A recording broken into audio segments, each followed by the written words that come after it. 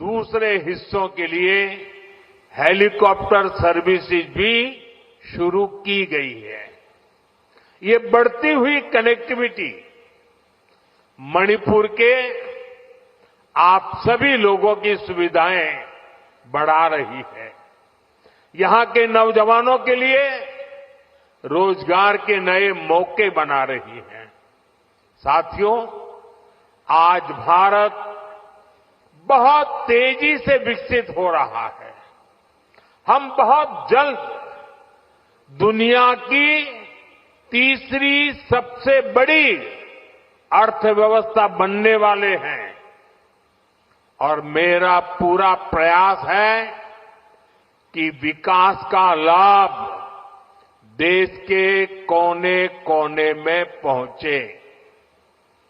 एक समय था जब दिल्ली से घोषणाएं होती थी और उनको यहां पहुंचते पहुंचते दशकों लग जाते थे।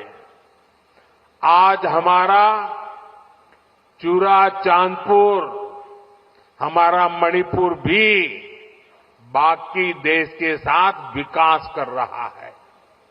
अब जैसे देश भर में गरीबों के लिए हमने पक्के घर बनाने की योजना शुरू की, इसका फायदा मणिपुर के भी हजारों परिवारों को मिला। यहां करीब 60,000 घर बन चुके हैं। इसी तरह इस क्षेत्र में पहले बिजली की कितनी समस्या होती थी, हमारी सरकार ने आपको इस परेशानी से मुक्ति दिलाने का प्रण लिया है। इसी का नतीजा है कि यहां मणिपुर में भी 1 लाख से अधिक परिवारों को मुफ्त बिजली कनेक्शन दिया गया है। साथियों, हमारी माताओं बहनों को पानी के लिए भी बहुत सारी मुश्किलें होती थी। इसके लिए हमने हर घर नल से जल स्कीम शुरू की। बीते सालों में 15 करोड़ से अधिक देशवासियों को नल से जल की सुविधा मिल चुकी है। मणिपुर में तो 7-8 साल पहले तक सिर्फ 30,000 घरों में ही पाइप से पानी आता था, लेकिन आज यहां 3.5 लाख से अधिक घरों में नल से जल की सुविधा मिल रही है। मुझे विश्वास है कि बहुत जल्द मणिपुर के हर परिवार के घर में पाइप से पानी आने लगेगा। साथियों, पहले के समय में पहाड़ों में, ट्राइबल एरियाज में अच्छे स्कूल कॉलेज, अच्छे अस्पताल, ये भी सपना होते थे। कोई बीमार हो जाए तो मरीज को अस्पताल पहुंचाते ही बहुत देर हो जाती थी। आज भारत सरकार के प्रयासों से स्थिति बदल रही है। अब चूराचांदपुरा में ही मेडिकल कॉलेज तैयार हो गया है। यहां अब नए डॉक्टर भी बन रहे हैं और स्वास्थ्य सुविधाएं भी बेहतर हो रही है। आप जरा सोचिए, आजादी के अनेक दशकों तक मणिपुर के पहाड़ी क्षेत्रों में मेडिकल कॉलेज नहीं था। ये काम भी हमारी सरकार ने ही किया है। हमारी सरकार पीएम डिवाइन स्कीम के तहत 5 पहाड़ी जिलों में आधुनिक हेल्थ सर्विस विकसित कर रही है। आयुष्मान भारत योजना के तहत भारत सरकार गरीबों को 5 लाख रुपए तक के मुफ्त इलाज की सुविधा भी दे रही है। मणिपुर के भी करीब 2.5 लाख मरीजों ने इस योजना के जरिए अपना मुफ्त इलाज कराया है। अगर ये मुफ्त इलाज की सुविधा ना होती तो यहां मेरे गरीब भाई बहनों को अपने इलाज पर 350 करोड़ रुपए खुद के जेब से खर्च करने पड़ते। लेकिन ये सारा खर्च भारत सरकार ने उठाया है। वो इसलिए क्योंकि हर गरीब की चिंता को दूर करना हमारी प्राथमिकता है। साथियों, मणिपुर की ये धरती, ये क्षेत्र आशा और उम्मीद की भूमि है।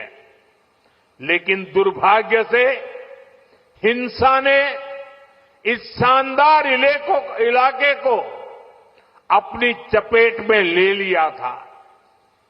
थोड़ी देर पहले मैं उन प्रभावित लोगों से मिला हूं जो कैंप्स में रह रहे हैं। उनसे बातचीत के बाद मैं कह सकता हूं कि उम्मीद और विश्वास की नई सुबह मणिपुर में दस्तक दे रही है। साथियों, किसी भी स्थान पर विकास के लिए शांति की स्थापना बहुत जरूरी है। बीते 11 वर्षों में नॉर्थ ईस्ट में दशकों से चल रहे अनेक विवाद, अनेक संघर्ष समाप्त हुए हैं। लोगों ने शांति का रास्ता चुना है, विकास को प्राथमिकता दी है। मुझे संतोष है कि हाल ही में हिल्स और वैली में अलग अलग ग्रुप्स के साथ समझौतों के लिए बातचीत की शुरुआत हुई है। ये भारत सरकार के उन प्रयासों का हिस्सा है जिसमें संवाद, सम्मान और आपसी समझ को महत्व देते हुए शांति की स्थापना के लिए काम किया जा रहा है। मैं सभी संगठनों से अपील करूंगा कि शांति के रास्ते पर आगे बढ़कर अपने सपनों को पूरा करें, अपने बच्चों के भविष्य को सुनिश्चित करें। और मैं आज आपको वादा करता हूं, मैं आपके साथ हूं।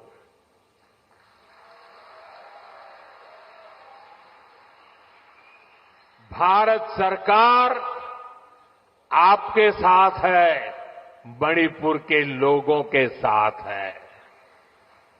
साथियों,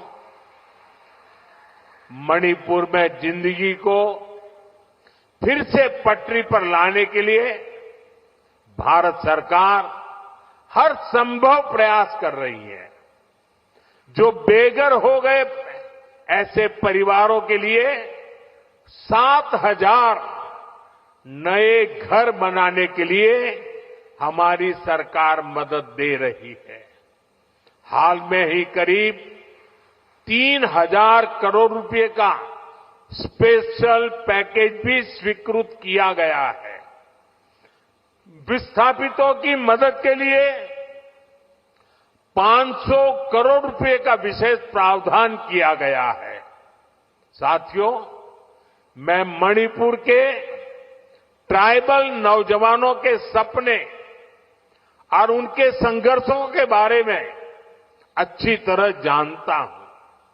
आपकी चिंताओं को दूर करने के लिए अलग अलग समाधानों पर काम हो रहे हैं। सरकार का प्रयास है कि गवर्नेंस की जो लोकल बॉडीज है उनको भी मजबूत किया जाए। इनके विकास के लिए उचित फंड्स की व्यवस्था भी की जा रही है। साथियों, आज हर ट्राइबल कम्युनिटी का विकास ये देश की प्राथमिकता है। पहली बार आदिवासी क्षेत्रों के विकास के लिए धरती आबा जनजातीय